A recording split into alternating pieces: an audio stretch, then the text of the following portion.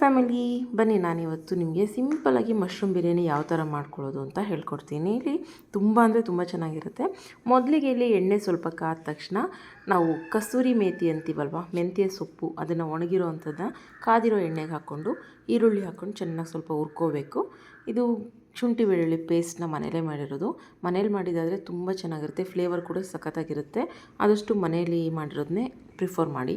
ಹಾಗೆ ನೆಕ್ಸ್ಟು ಇಲ್ಲಿ ಮಶ್ರೂಮ್ನ ತೊಗೊಂಡು ನೀಟಾಗಿ ಕಟ್ ಮಾಡಿ ತೊಳೆದು ಎಲ್ಲ ಮಾಡಿಟ್ಕೊಂಡಿದ್ದೆ, ಡೈರೆಕ್ಟಾಗಿ ಹಾಕ್ತಾಯಿದ್ದೀನಿ. ಅದಕ್ಕೆ ಸ್ವಲ್ಪ ಟೊಮ್ಯಾಟೊ, ಇದಕ್ಕೆ ನೀವು ಏನು ಜಾಸ್ತಿ ಮಸಾಲ ಐಟಮ್ ಚಕ್ಕೆ ಲವಂಗ ಏನು ಬೇಕಾಗಿಲ್ಲ, ಗರಂ ಮಸಾಲ ಇದ್ದರೆ ಸಾಕು. ನೋಡಿ, ಉಪ್ಪು, ಗರಂ ಮಸಾಲ, ಅರಿಶಿನದ ಪುಡಿ, ಹಾಗೆ ಖಾರದ ಪುಡಿ ಇಷ್ಟನ್ನು ಹಾಕಿ ಚೆನ್ನಾಗಿ ಮಿಕ್ಸ್ ಮಾಡ್ಕೊಳ್ಳಿ.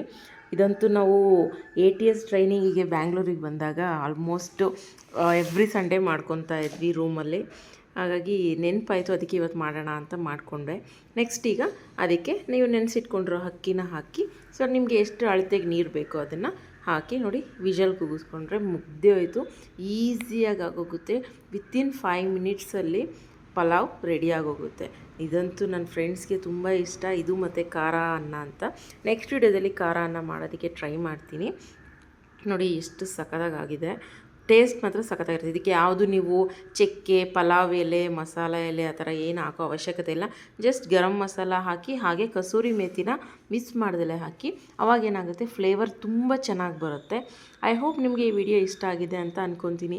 ದಯವಿಟ್ಟು ಹೊಸಬ್ರಾಗಿದ್ದರೆ ನಮ್ಮ ಚಾನಲ್ಗೆ ಸಬ್ಸ್ಕ್ರೈಬ್ ಮಾಡಿ, ಹಾಗೆ ನಮ್ಮ ಸಬ್ಸ್ಕ್ರೈಬರ್ ಯಾರು ನೋಡ್ತಾ ಇದ್ದರೆ ವಿಡಿಯೋನ ಶೇರ್ ಮಾಡಿ ಅಂತ. ನೋಡಿ, ನನಗೆ ನನ್ನ ಮಗನಿಗೆ 2 ಪಾರ್ಟ್ ಮಾಡ್ಕೊಂಡಿದ್ದೀನಿ. ಒಂದೇ ಪ್ಲೇಟಲ್ಲಿ ಅವನಿಗೆ ತಿನ್ನಿಸುವಾಗಲೇ ನಾನು ತಿಂದುಬಿಡ್ತೀನಿ, ಇಲ್ಲಾಂದರೆ ಟೈಮ್ ಆಗುತ್ತಲ್ಲ.